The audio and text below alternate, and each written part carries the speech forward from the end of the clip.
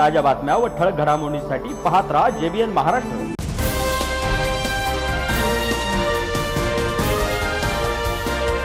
नमस्कार, मी मिनल पिंपळे। पाहूया काही ठळक वृत्त।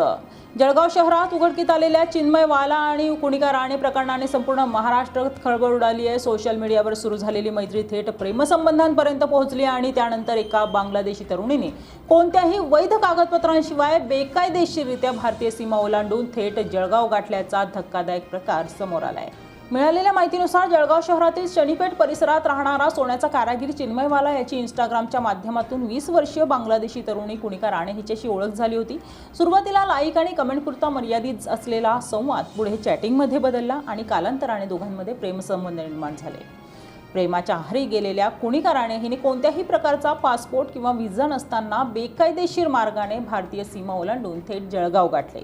त्यानंतर ती आणि चिन्मयवाला हे दोघे शनीपेठ पोलीस स्टेशन हद्दीतील जोशीपेठ परिसरात आपण विवाह केल्याचं नाव करून राहत असल्याची माहिती समोर आली आहे। दरम्यान परिसरातील नागरिकांना या तरुणीबाबत संशय आल्याने त्यांनी पोलिसांना माहिती दिली। त्यानंतर पोलीस अधीक्षक श्रीकांत धिवरे यांच्या मार्गदर्शनाखाली शनीपेठ पोलिसांनी संबंधित ठिकाणी जाऊन चौकशी केली। पोलिसांनी कुणिका राणेकडे पासपोर्ट व व्हिसाची मागणी केली असता तिच्याकडे भारतात राहण्याचा कोणताही कायदेशीर पुरावा आढळून आला नाही। पोलिसांनी केलेल्या सखोल चौकशीत कुणिका राणे हिने बांगलादेशातून विनापरवाना भारतात आल्याची कबुली दिली। त्यानंतर पोलिसांनी तिच्या विरुद्ध गुन्हा दाखल करून तिला अटक केली। तसेच विदेशी नागरिकाला आश्रय दिल्याप्रकरणी चिन्मय वाला याच्यावरही गुन्हा दाखल करण्यात आलाय। दरम्यान कुणिका राणे भारतात नेमकी कशी आली, तिला यामध्ये कोणी मदत केली का, तसेच या प्रकरणामागे आणखी कोणते नेटवर्क कार्यरत आहे का याचा पुढील तपास पोलीस करत आहेत। पोलीस स्टेशनच्या हद्दीमध्ये एक बांगलादेशी तरुणीला पोलिसांनी ताब्यात घेतल्याचं सांगितलं जातं। सगळा प्रकार काय आहे सर?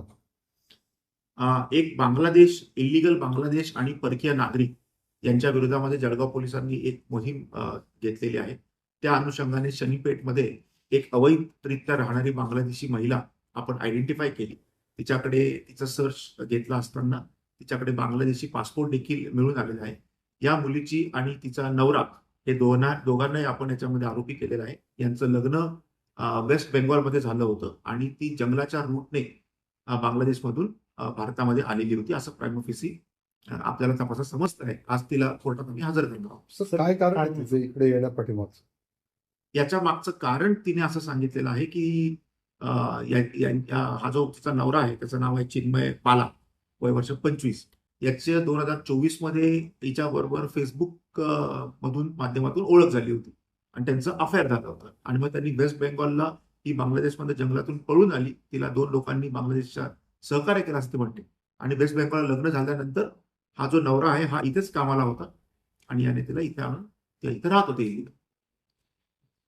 या बातमी इथेच थांबूया। ताज्या अपडेट्ससाठी www.jbnmaharashtra.com या आमच्या वेबसाईटला लॉग इन करा। तसेच यूट्यूबवरील आमचे व्हिडिओ पाहायला विसरू नका आणि गुगल प्ले स्टोअरवरील JBN न्यूज ॲप डाउनलोड करून JBN Maharashtra news channel live पहा।